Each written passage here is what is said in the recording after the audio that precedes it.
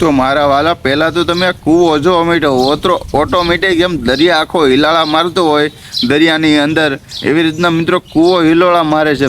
અમુક લોકો એવું કહે છે કે પવન ભરાય એટલે કૂવો હલે, તો અમુક લોકો એમ કહે છે આ વિડીયો એઆઈથી બનાવેલો છે. તો અમુક લોકો એવું પણ કહે છે કે આ કૂવાનું તળિયું એટલે કે નીચેનો ભાગ જે તળિયું એનું કૂવાનું આવે તે નીચે સમુદ્ર સાથે એટલે કે કનેક્ટ છે.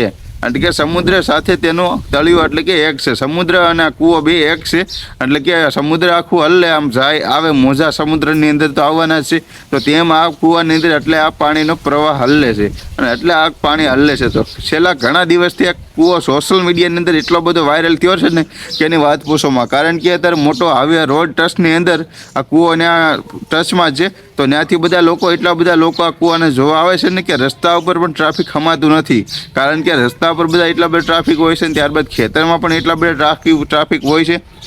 અને ત્યારબાદ ઇન્ટરવ્યૂ લેવાવાળા ખેતરવાળાને ઇન્ટરવ્યૂ લેવા પણ ઘણા બધા લોકો ગયા છે અને આ કૂવાના પણ ઘણા બધા વિડીયો બનાવ્યા છે.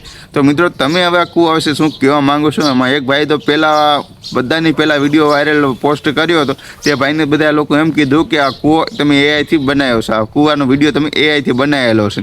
તો એ ભાઈએ એમ કીધું કે ભાઈ મેં એઆઈથી નથી બનાવ્યો. પણ મિત્રો ખરેખર આ વિડીયો એઆઈ વિડીયો નથી, આ વિડીયો ઓરિજિનલ છે. અને મિત્રો જો આ કૂવો હલ્લે જ છે. કારણ કે મને પણ એવું લાગે છે કે કૂવાનું તળિયું મેન જેનું તળિયું આવે મેન તળિયું એ તળિયું કોઈ પાણીનો મોટો પ્રવાહ હોય પ્રવાહની સાથે કનેક્ટ છે. એટલે પાણી આમ જાતું અને આવતું હોય અને નીચેના ભાગમાં તમને ખબર છે પાણી હોય ને બધું હોય છે નીચેના ભાગમાં.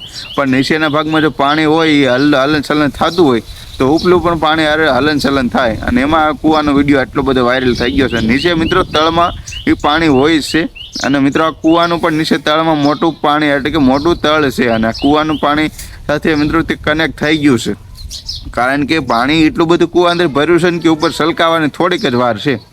તો ખરેખર વિડીયો સારો લાગે તો વિડીયોને લાઇક કરજો, ચેનલ પર નવા મિત્રો સબસ્ક્રાઈબ કરી દેજો અને ફેસબુક પેજને ફોલો પણ કરી દેજો.